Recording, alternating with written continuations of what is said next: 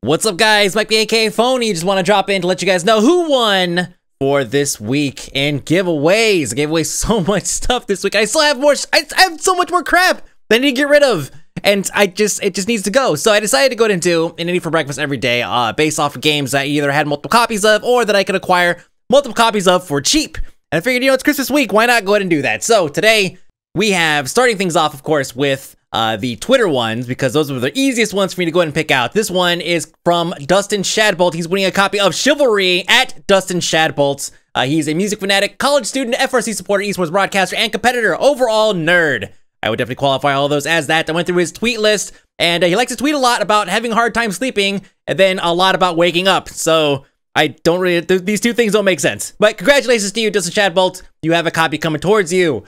Kate Owens at Akira, maybe? AKAIRRA. You have won a copy of Chivalry as well from the United Kingdom. It says you were MMO lover, Daisy, sometimes friendly, which I totally understand. Lazy gamer, student, and lover of tea. But you're from the United Kingdom, so this is like no shocker to anybody. You also love Planetside 2, and that's not in your bio. I think that's that needs to be updated. Next one up is Hellish at Hellish. Lots and lots of weird faces, and there's a guy in here I think with guns. I'm not quite sure what that is, but this guy's always liking and retweeting my videos, so it's actually kind of nice that you know, someone who's always actively liking stuff is winning something. It's kind of nice, right? Next up, we have Awesome Not Spencer Lee at Spencersaurus from Boston, Massachusetts. He has a very, very boring profile, but he did tweet one time about a cute girl using Reddit at Starbucks, and $5 says he didn't talk to her, but $100 says that if he did, she probably thought he was creepy for using Reddit as a pickup line. And if not that, if for some reason maybe he didn't decide to use, you know, Reddit as a pickup line, she probably thought he was creepy anyways, just for being a guy trying to talk to her. Next up is Shane Insane Shane 0133 from the East Side, which narrows it down to pretty much anything, I guess, east of West LA. He likes video games and music, and he's not quite sure if he's in the military anymore. And according to his Raptor profile, he plays Torchlight 2, Dead Pixels, Faster Than Light, Binding of Isaac. I'm gonna go ahead and say that this is all on my recommendation, and the only reason why I'm saying that is because he just started playing Trials. So I'll go ahead and pat myself on the shoulder, and congratulations to you two guys. You guys are getting copies of Awesome Knots. Next up is Forge. I had a copy of Forge. This one is going to YouTube comments. All the rest of these are YouTube comments. Big Ugly Guy says, this game looks pretty sick. I've been waiting for someone I respect to put out a review. I've not quite done a review yet. I'm assuming that that's what you meant. You're waiting for me to go ahead and put together a nice review on Forge. I'm just waiting for more content to get put in.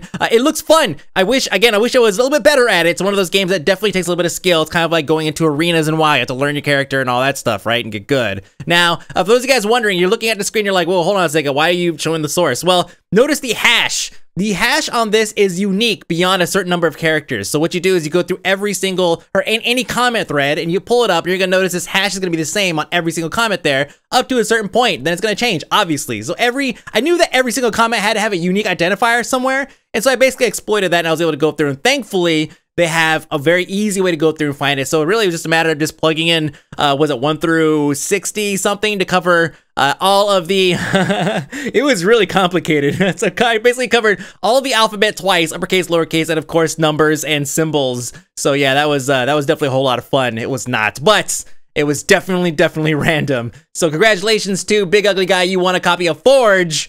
I'll be contacting you soon for that. Tower Wars.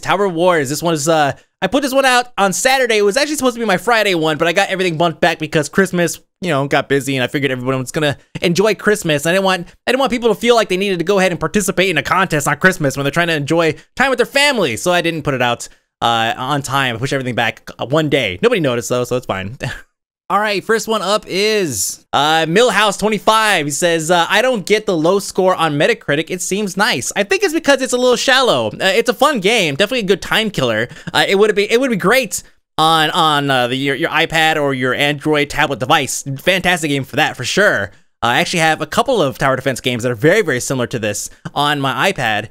So it definitely feels like that, and I can see why maybe some people would look at that as, this game is it's kind of shallow, so maybe it deserves a lower score. But I do think that even though it's shallow in terms of gameplay, it's just a tower defense game, right?